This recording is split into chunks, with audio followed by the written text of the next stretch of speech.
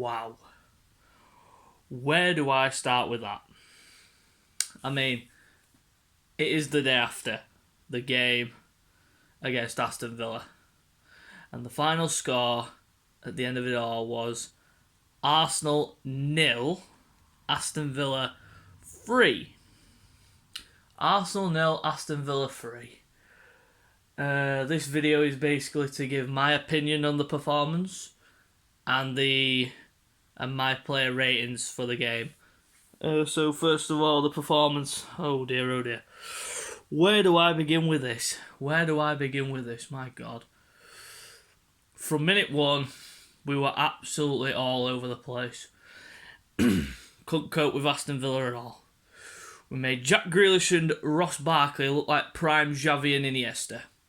That is how good they were last night. We made them look absolutely ridiculously good. We made them look like gods. Rob Holding, there was one moment in the game where Barkley and Grealish toyed with our defence. I mean, Holding was standing off, not willing to put a foot in, and Barkley was just toying with him like he was a prime Ronaldinho or something like that. And then Grealish,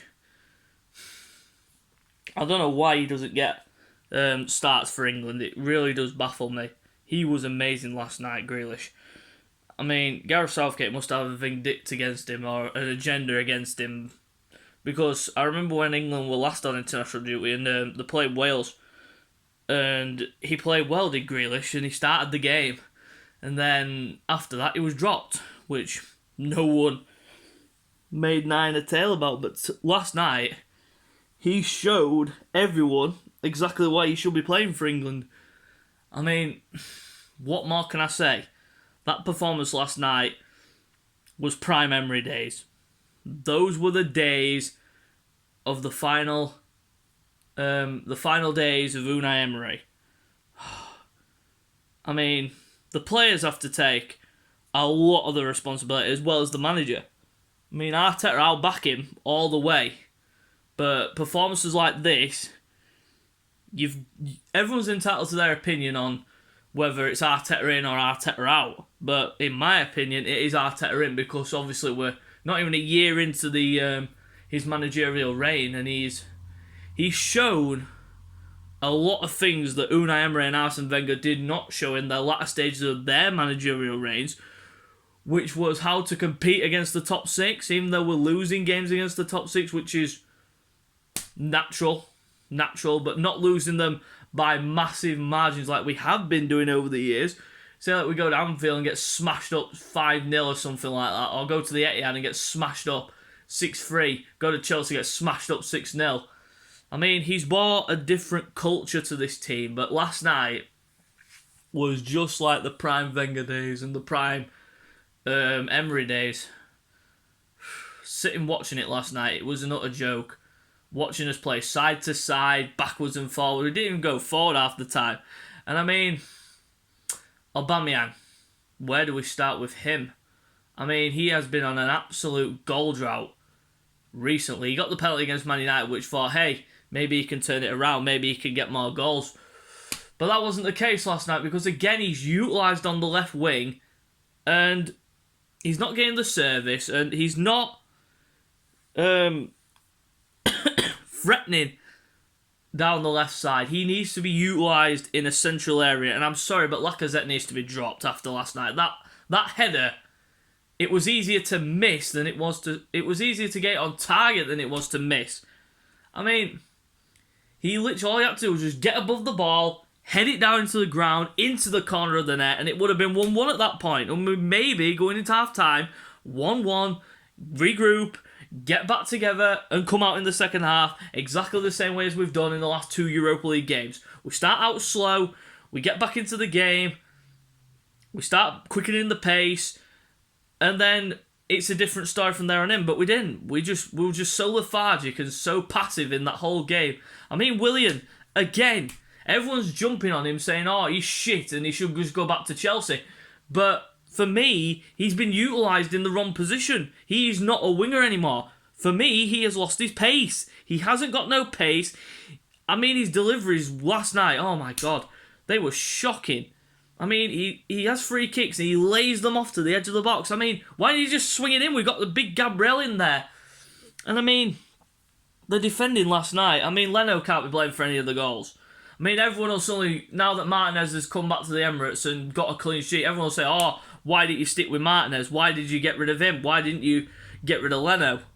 But these are the fans that are clearly still stuck on the fact that Martinez played those last so many games when Leno was injured and all of a sudden think he should have been... I thought it was good. It was good to see him play, and the fact that he put in those performances really did swing my mind a bit.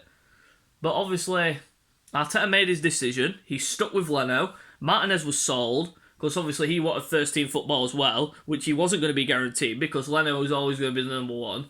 So Martinez moves to Villa. He comes back to the Emirates. Hardly has anything to do. He didn't even have anything to do. The one key chance that was in that game was the Lacazette one. The rest of the time, nothing at all. There was no chances whatsoever. None at all. Holding should have scored with that side foot shot that went wide.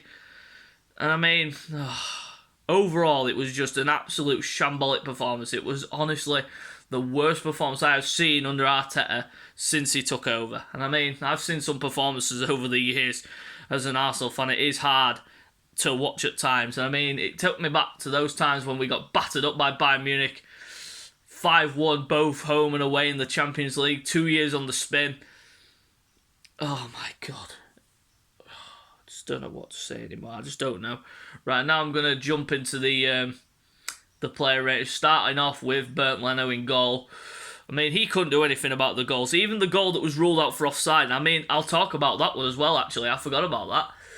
The offside goal, I mean, yeah, he is impeding... Barkley is impeding the sight of Leno, but would he have got anywhere near it if it hadn't have been ruled out? Of course he couldn't. Of course he couldn't get anywhere near it. If he could see it, if he could see the ball, he wouldn't have got anywhere near it if that had been onside. But the fact that Barkley was impeding the sight of Leno that's why they ended up giving it as offside. And that should have been a wake-up call, but it wasn't. And the performance, like I said, utterly shambolic. Right, player ratings. Leno in goal. I mean, he didn't do too much wrong. He couldn't do anything about the goals.